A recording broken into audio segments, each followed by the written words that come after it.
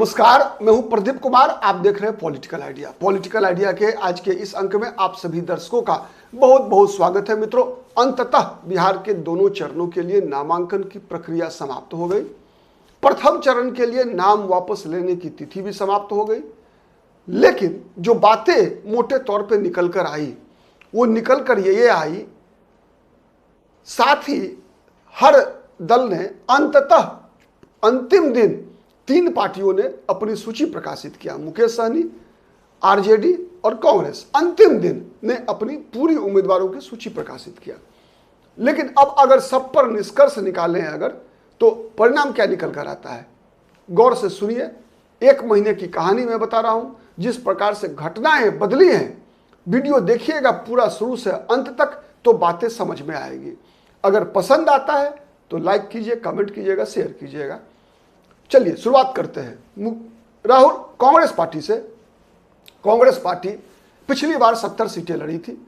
RJD और जो वाम दल थे उनका डिमांड था कि कांग्रेस पार्टी का प्रदर्शन पिछली चुनाव में बहुत ही खराब रहा, बहुत ही खराब रहा। केवल कांग्रेस के खराब स्ट्राइक रेट के कारण ही तेजस्वी यादव मुख्यमंत्री नहीं बन सके। इसीलिए इनका दबाव था कि कांग्रेस पार्टी कम से कम सीटों पर चुनाव लड़े। लेकिन वही कांग्रेस का आरोप था कि कांग्रेस पार्टी को चूंकि ऐसी सीटें लड़ने के लिए दी गई थी जो छठी हुई सीटें थी, मतलब जहां जीतने की संभावनाएं बहुत कम थी, जहां एनडीए का बहुत मजबूत गढ़ रहा है, वैसी सीटें कांग्रेस को दी गई थी। इसीलिए कांग्रेस का स्ट्राइक रेट अच्छा नहीं रहा। 45 सीटें 70 में ऐसी थी जहां पर कि आरजेडी भी विगत 20 वर्षों में कोई चुनाव नहीं जीत पाई थी। ठीक है, सही बात था। 40 सीट ऐसी थी जहां पर कि आरजेडी ने भी 20 वर्षों के अंदर चुनाव नहीं जीता था। इसीलिए कांग्रेस का जोर था कि इस बार हमको क्वालिटी सीट चाहिए। 70 नहीं, चलो 5 सीट हम कम करने को तैयार हैं, लेकिन सीटों की अदला बदली होनी चाहिए। मजबूत और कमजोर सीटों का बराबर बराबर बंटवारा होना चाहिए। मुकेश सहनी नए गठबंधन में शामिल दल थे।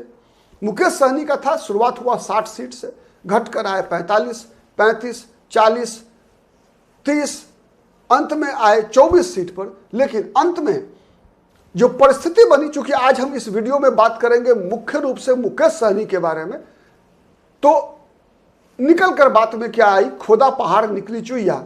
मतलब 15 सीटों पर मुकेश सहनी को मानना पड़ा। साथ ही शिगुफा छोड़ा गया कि राज्यसभा 1-2 विधान परिषद की ये सीटें।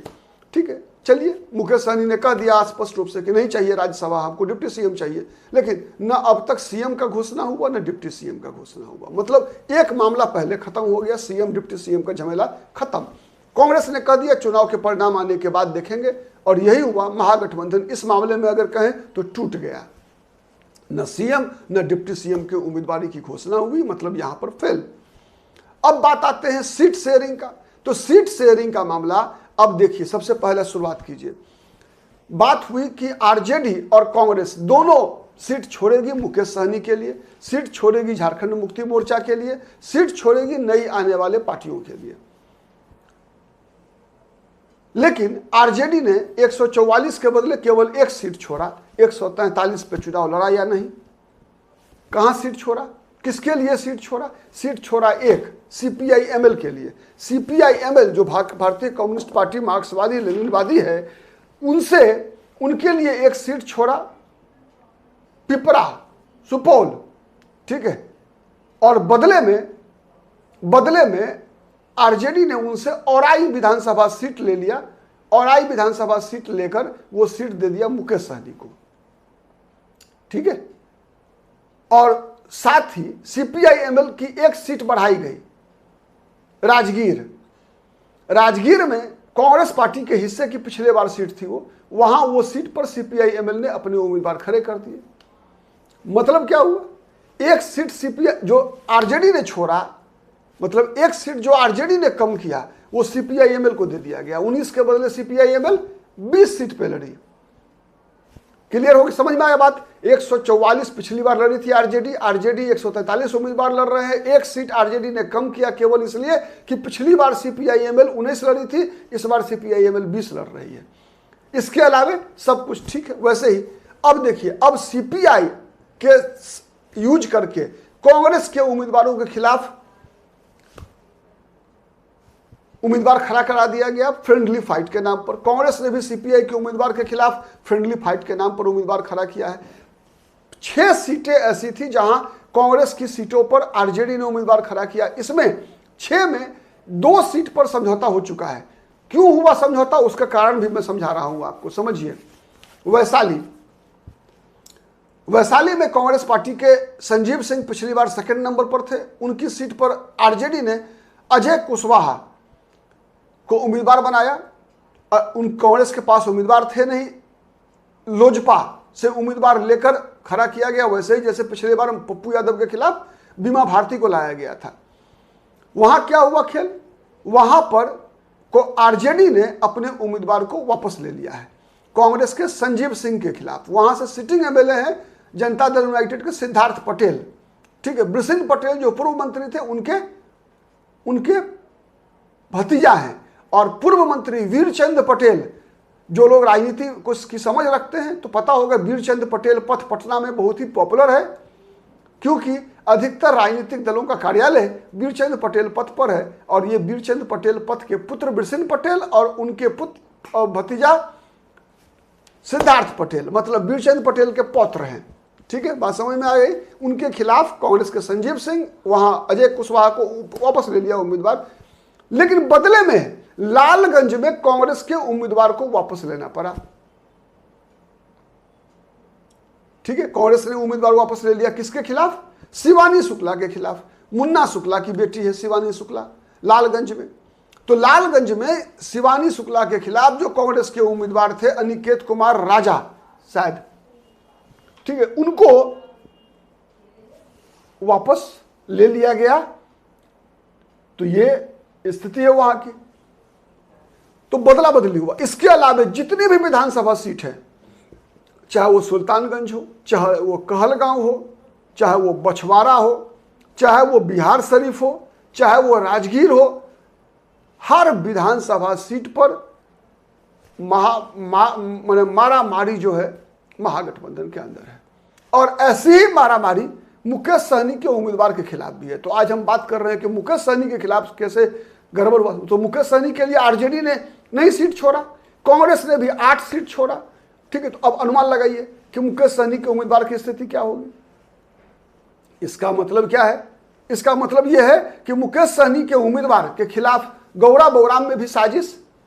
एक मुसलमान उम्मीदवार को पहले सिंबल दिया जाता है, फिर घोषणा कर दिया जाता है कि वो सिंबल हम वापस ले रहे हैं। सिंबल वापस जमा लेने होने के बाद केवल उम्मीदवार ले सकता है, पार्टी के नेता के भी लिख देने के बाद तभी लिख सकता है जब वो सिंबल चोरी हो गया हो, जिस पर अध्यक्ष का हस्ताक्षर नहीं हुआ, तब वो रिजेक्ट होगा, नहीं तो चलिए। तो वहां पर उम्मीदवार तो वही है, उम्मीदवार तो बदला नहीं। अब वो निर्दलीय मान लीजिए लड़ लिए, तब भी मुकेश सहनी के भाई की कुर्सी खतरे में है, जीत अनिश्चित है। क्योंकि वहां जब तक माई में गोलबंदी नहीं होगी गौरा बौराम में, तब तक महागठबंधन के उम्मीदवार की जीतना मुश्किल है, ठीक है। अब देखिए बाबूबढ़ी में मुकेश सहनी के उम्मीदवार लड़ रही है बिंदु गुलाब यादव। आरजेडी ने पहले ही वहां से अरुण कुशवाहा को खड़ा करके रखा है। कई कैंडिडेट, चाहे वो राकेश कुमार हो, चाहे वो शशिभूषण सिंह हो, चाहे वो वरुण विजय हो, ये सब के सब आरजेडी के नेता हैं जो मुकेश सहनी की पार्टी के सिंबल पे लड़ रहे हैं। मुकेश सहनी को मजबूर किया गया, मुकेश सहनी को मजबूर किया गया। अपने आरजेडी के उम्मीदवार मुकेश सहनी की पार्टी के सिंबल पे लड़ रहे हैं। और जहां मुकेश सहनी के उम्मीदवार लड़ रहे हैं उनके अपने वहां उस सीट पर खेला है। खेला क्या है, गौरा बौराम मैंने बताया खेला, मधेपुरा में खेला मैंने बताया। मधेपुरा में नरेंद्र नारायण यादव जनता दल यूनाइटेड के एमएलए हैं, कोई भी चुनाव हारे नहीं है 30 वर्षों से। अनुमान लगा लीजिए कितना मजबूत गढ़ है, ठीक है। उसके अलावा गणेश भारती सदा सिंबल का मामला में निर्दलीय घोषित हो चुके हैं। दरभंगा शहर 2005 से बीजेपी के लगातार संजय सरावगी जीतते आ रहे हैं। कितना मुश्किल हो सकता है अंदाज लगा लीजिए। और आई विधानसभा सीट अब तक लगभग गैर यादव जीता नहीं है, समझ रहे हैं। और बीजेपी ने भी एक निषाद को टिकट बना दे दिया है, रमा निषाद, आसान नहीं है।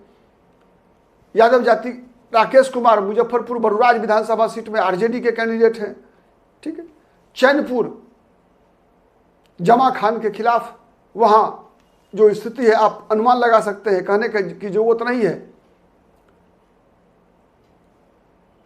तो कई ऐसी सीटें मैं आपको बता सकता हूं जहां पर कि खेला है, जबरदस्त खेला है। कटिहार शहर की सीट तारकिशोर प्रसाद, उनके खिलाफ बीजेपी के ही एक नेता को टिकट दिया गया है और कहा जाता है कि ये उनका भी रिकमेंडेशन आरजेडी से ही आया था। तो कितनी बड़ी खेल, कितना बड़ा खेल है कि मुकेश सहनी के पास बोलने को भी शायद कुछ नहीं है। अब मुकेश सहनी इस संकट से कैसे बाहर निकलते हैं ये केवल चुनाव का परिणाम बताएगा। चुनाव परिणाम के बाद भी बहुत सारे खेल होने हैं और ये सब खेल जो भी हुए हैं इन सब के बारे में पहले से भी अनुमान ऐसा ही होने की संभावना थी। जो डर था वो डर लगभग सही साबित हो रहा है। फिर किसी अन्य मुद्दे पर अन्य वीडियो में मुलाकात होगी, तब तक के लिए नमस्कार।